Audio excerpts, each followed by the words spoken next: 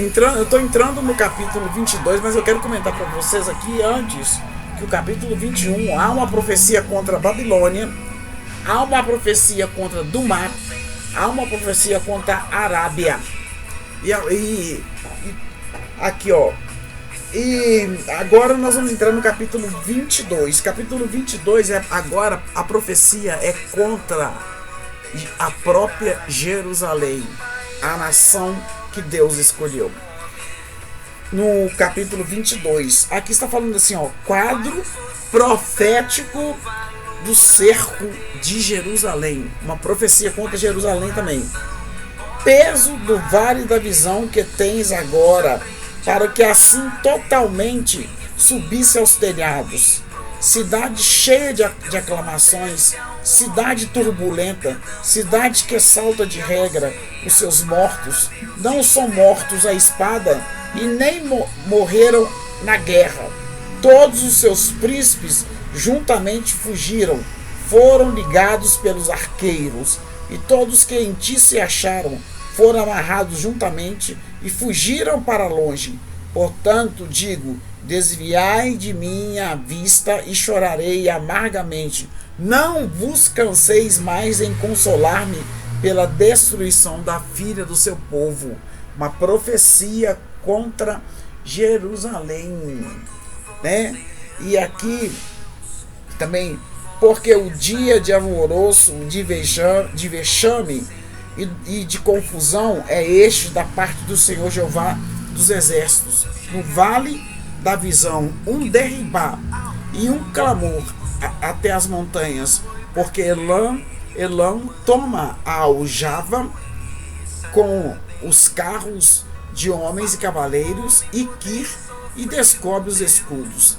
E será que os teus mais formosos vales se encherão de carros, e os cavaleiros se porão em ordem às portas, e se tirará a cobertura de Judá, e naquele dia olharás para as armas da casa do bosque, e vereis as brechas da cidade de Davi, porquanto são muitas, e ajuntareis as águas do viveiro inferior. Também contareis as casas de Jerusalém, e derribareis as casas para fortalecer os muros. Fizeste também um reservatório entre os dois muros para as águas do viveiro velho, mas não olhastes para cima para o que tinha feito, nem considerastes o que o formou desde a antiguidade. E Jerusalém não estava considerando quem o formou desde a antiguidade. E o Senhor dos exércitos, vos convidará naquele dia ao choro, ao pranto e ao rapar da cabeça e ao cingidouro do cilício. Deixa eu ver aqui, verso 12. O que está falando no verso 12 aqui? No capítulo 22, verso 12. O Senhor dos exércitos vos convida naquele dia para chorar, prantear, rapar a cabeça e cingir o cilício. Eu tinha olhado o que é cilício, eu não guardei aqui agora não. Mas eu vou dar uma olhadinha depois, tá? E o cilício. Mas eis aqui o gozo e a alegria. Matam-se vacas e degolam-se ovelhas, come a carne e bebe o vinho, e diz assim: comamos e bebamos, porque amanhã morreremos. Eles não estavam nem aí. Eles aí, ele no capítulo, no versículo 4, né, 22:14. Mas o Senhor dos exércitos se declarou aos meus ouvidos, dizendo: certamente esta maldade não será espiada até que morrais, diz o Senhor Jeová dos exércitos. Como se diz, vou comer muito, porque amanhã eu vou morrer. Em vez de falar assim, vou consertar diante de Deus, né? E agora, Sebna é desagradado, e Eliaquim é exaltado. Deixa eu ver o que está falando aqui. Sebna é desagradado, e Eliaquim é exaltado. E assim diz o Senhor Jeová dos Exércitos: anda, vai ter com estes tesouros em Sebna o mordomo, e diz-lhe: o que é que tens aqui? Ou quem tens tu aqui, para que cavasses aqui uma sepultura, cavando em lugar alto e em alta sepultura, cinzelando na rocha uma morada para si mesmo? Eis que o Senhor se arrochará violentamente com um homem forte, e de todo te envolverá. Certamente te fará rolar como se faz rolar uma bola em terra larga e espaçosa. Ali morrerás, e ali acabarão os carros da tua glória e o opróbrio da casa do teu Senhor. E demitir-ei do teu ofício, e te arrancarei do teu assento. Te arrancarei do seu assento. E será naquele dia que chamarei o meu servo Eliaquim, filho de Elquias, e vou revesti-lo da sua túnica, esforçá-lo-ei com o teu talabarte, e entregarei nas suas mãos o teu domínio, e ele será como um pai para moradores de Jerusalém e para a casa de Judá. E porei a chave da casa de Davi sobre o teu ombro, e abrirá e ninguém fechará, e fechará e ninguém abrirá. Fixá-lo-ei como um prego em um lugar firme, e será como um trono de honra para a casa de seu pai. E dele penderá toda a glória da casa do teu pai, e os renovos e os descendentes, todos os vasos menores, desde a taça até as garrafas. Naquele dia, diz o Senhor dos Exércitos, o prego pregado em um lugar firme será tirado, será arrancado e cairá, e a carga que nele estava se desprenderá, porque o Senhor o disse. O Senhor diz e foi feito. Tudo que está na palavra do Senhor está acontecendo. No qual eu sou evangelista Patrícia no Google. Eu sou Patrícia Regina falou demais, Juliano. Deus abençoe aí, em nome de Jesus. Esse é o capítulo 22, né? No capítulo 22 está nos dizendo esta condenação contra o vale da visão era Jerusalém. Está relacionada com a invasão de Senecarib em 1701 a.C. Quem já leu o livro de Reis viu lá que houve essa invasão de Senecarib. E Isaías está espantado, conforme o verso 4 aqui, porquanto digo, desviai de minha vista e chorarei amargamente, não vos cansei mais em consolar-me pela destruição da filha do meu povo. Isaías aqui, ele ficou assim, ele ficou espantado com a fanfarrice de Jerusalém. Até agora ninguém morreu, porém as políticas militares falharão, porque eles estavam acreditando muito no ser humano e não estava acreditando no poder de Deus. No mundo de hoje, as pessoas estão se esquecendo de Deus. Como as pessoas têm se esquecido de Deus, né? E aqui está falando assim, no 22, do 5 ao 7, apesar de Ezequias ser ele mesmo o rei piedoso, que Ezequias ele era um rei piedoso, ele era o rei daquela época em Jerusalém, a grande maioria do povo ainda não mudara de atitude desde os dias de Acás, porque Acás foi um rei que foi idólatra, que ofereceu o seu filho para ser queimado. Deus permitirá a invasão dos assírios que não seria totalmente bem sucedida, mas faria um grande dano em Judá e em Jerusalém.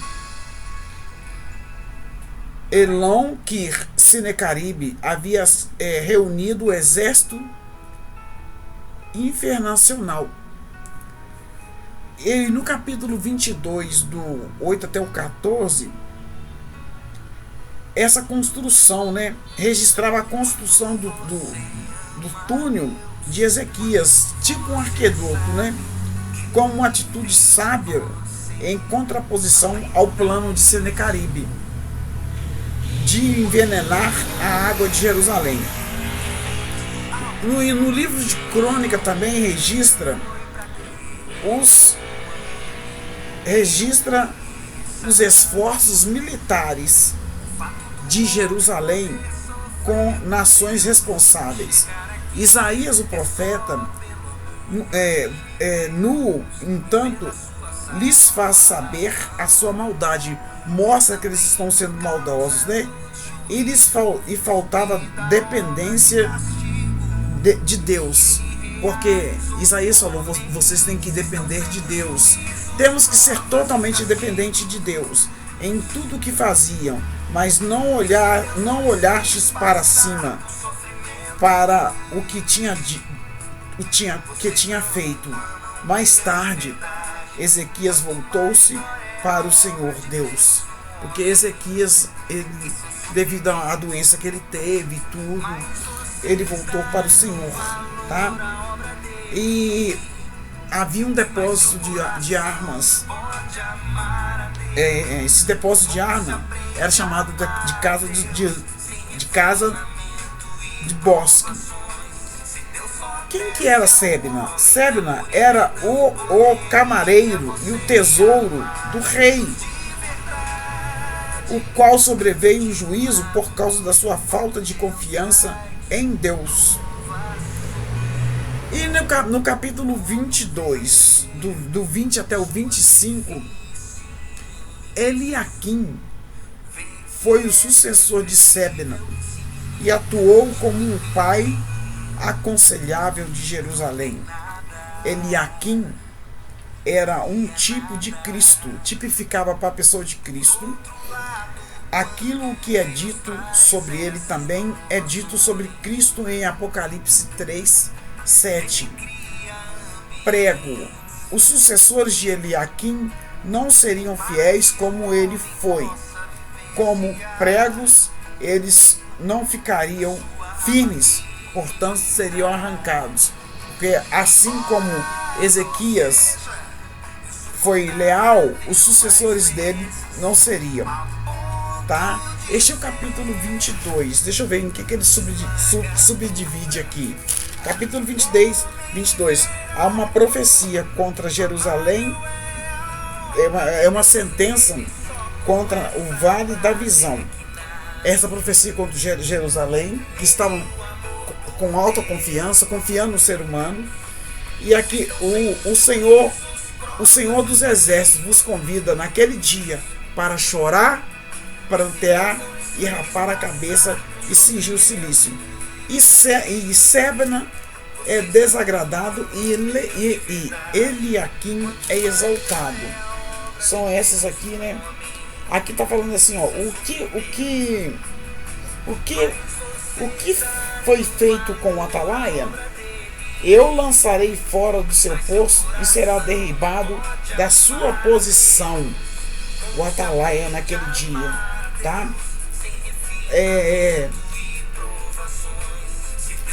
Nós temos que aprender a ter segurança em nosso Deus. Aprender a ter segurança no Senhor. Eliaquim foi o segundo homem mais importante no comando de Judá. E uma espécie de primeiro-ministro imediatamente sobre o rei, entre outros reis, ele era responsável para revistar visitantes e encaminhá-los à presença do rei. O texto não nos fornece um extraordinário quadro para compreendermos a função de Eliaquim e o tipo de pessoa que ele era. Pelo menos, inicialmente, fincá-lo-ei como estaca em lugar firme, e ele será como um trono de honra para a casa do seu pai. Tá? O rei era como uma parede firme, e Eliaquim era como uma estaca firmemente fincada nessa parede. Ele ajudou muito o povo naquela época, né? Era como os utensílios da cozinha pendurados nesta estaca. Consegue ver esse quadro?